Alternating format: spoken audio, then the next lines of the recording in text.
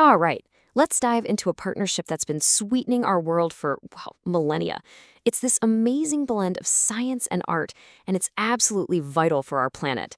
We are, of course, talking about beekeeping. So, to get us started, I've got a little riddle for you. What's something that's 15,000 years old but still tastes just as sweet today?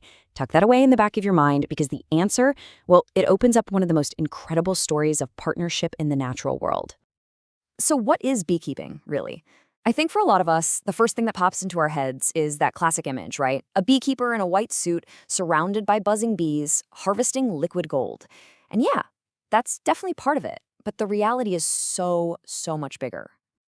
Now, the technical term for it is apiculture, but really, you can just think of it as the craft of raising and caring for honeybee colonies. It's this unique kind of agriculture where the entire goal is to work with the bees to get all the amazing things they produce. And when a hive is healthy, wow, it is a literal treasure chest of natural products. Honey is the star of the show, obviously. But look at all this other stuff. You've got beeswax for things like candles and cosmetics, super nutritious pollen, royal jelly, propolis, which is like a powerful natural antibiotic, and even bee venom, which is used in some medicines. It's like a pharmacy and a pantry all rolled into one. Now, beekeepers generally fall into two camps.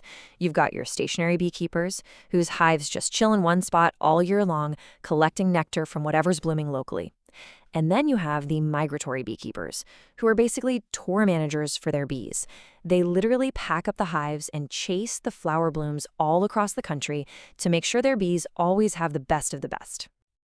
But here's the thing. This isn't some newfangled farming trend. Not at all. Beekeeping is an ancient partnership, one that's been shaping human history for thousands and thousands of years. So remember that riddle? What's 15,000 years old and still tastes sweet? Well, it's the honey that our ancestors were harvesting. That's right, the first evidence we have of humans and bees working together goes back a mind-boggling 15,000 years. This isn't just agriculture, it's one of our oldest, most enduring bonds with another species. This timeline really puts it all into perspective, doesn't it? We see it in these prehistoric cave paintings in Spain, showing people climbing ladders to get to wild hives. Fast forward to ancient Egypt, where honey was revered. It was food, medicine, a sacred offering. And get this, they actually found a 3,200-year-old jar of honey in a pharaoh's tomb that was still perfectly edible. Can you even imagine?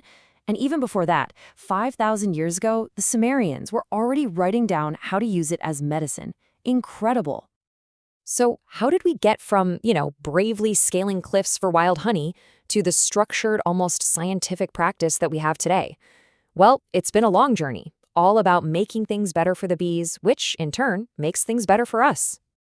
And really, everything about modern beekeeping comes down to this one core principle. Every single decision, from the hive design to the medicine used, is guided by this golden rule. Don't do anything that harms the bees, the people, or the honey. It's like an ethical promise you make to the colony. A modern beekeeper has to wear a ton of different hats.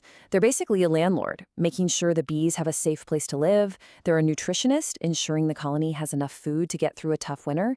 And they're even a city planner, managing the hive's population to keep it healthy and growing. So, let's start with being a landlord. A healthy colony absolutely needs a good home. And the design of that home is, well, everything. And boy, have beehives evolved over the centuries. On one side, you've got traditional hives, like these Turkish Karakovan, which are often just hollowed out logs. They feel really natural for the bees, but for the beekeeper, they're kind of a black box. It's tough to see what's going on inside or harvest honey without causing a huge mess. Then you have the modern hives, with these brilliant removable frames. They're just marvels of efficiency.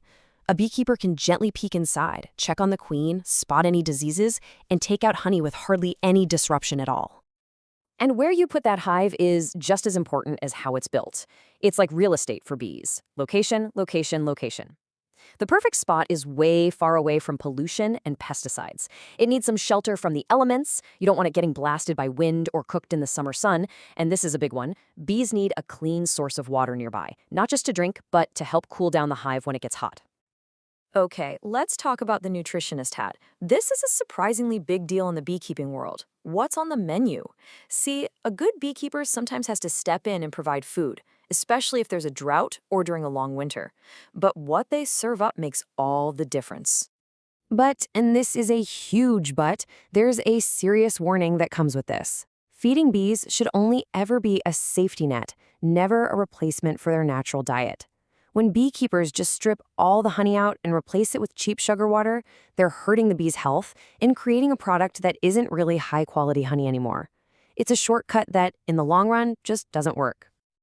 So what do you feed them if you have to? Well, simple sugar syrup is okay, along with protein boosters, like soy flour. But this do not feed list is the really critical part. Cheaper sugars, like corn syrup, can actually be harmful.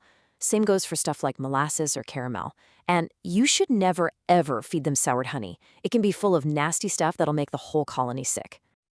All right, finally, let's get to the most scientific part of the whole operation, breeding better bees. This is where that ancient art of animal husbandry smashes right into modern genetics. It's pretty cool. Beekeepers are basically playing matchmaker, trying to select for some very specific traits. Productivity is a big one, of course. More honey is always good, but they also breed for gentler bees, which makes everyone's life a lot easier and less painful. And one of the most important traits is what's called hygienic behavior. This is where the bees are just naturally good at keeping the hive clean and fighting off nasty pests like the infamous varroa mite. And finally, you want bees that are perfectly suited to their local environment. So when you put it all together, breeding better bees isn't just about cranking out more honey. It's about building a more sustainable future for these incredible insects. By focusing on these traits, beekeepers can create healthier colonies that don't need as much medicine. And that, in turn, means higher quality, pure honey for all of us. So, we've seen how beekeeping has gone from this daring hunt for wild honey to a deeply sophisticated science. It's this delicate dance between ancient wisdom and modern genetics, a partnership that's lasted 15,000 years. But as we face new challenges, from climate change to pesticides, this question becomes more urgent than ever. How do we make sure this incredible ancient partnership can keep going and thrive for another 15,000 years?